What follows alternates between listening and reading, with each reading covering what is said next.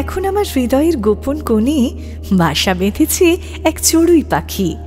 রোজ সকালে বেড়াতে যাবার ছলে তার জন্য লুকিয়ে কিনে আনি এক মুঠো ভালোবাসা।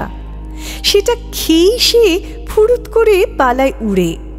তারপর সারা দিন তার পাই না দেখা। মাঝে মাঝে দু একদিন কোথাও নিরুদ্দেশে দেয় পাড়ি, হয়তো যায় বান্ধবীদের সাথে করতে দেখা।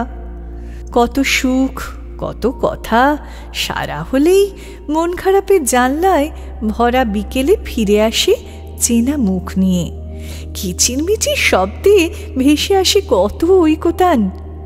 ঠোঁটে করে তুলে আনে দু একটা দুর্বা ঘাস। জানলার কোণে চুপটি করে রেখে দিয়ে বলে, ভালো আছো তো? বলো, ভালো আছো তো? সেদিন দেখি বন্ধ জানলার ঘুলঘুলি পেরিয়ে রেখে গেছে রাস্তা থেকে তার ছোট্ট ঠোঁটে তুলে আনা একটা নয়নতারা ফুল। ভোরের শিশিরের শব্দে তখনও তার গায়ে লেগে আছে ভালোবাসার তুমুল আঘ্রাণ। চুপে চুপে রেখে ফুরুত করে যায় উড়ে। আমি শেষ দিয়ে তাকে ডাকি, বলি, আজকাল তো আর কেউ শুধায় না ভালো আছি কিনা।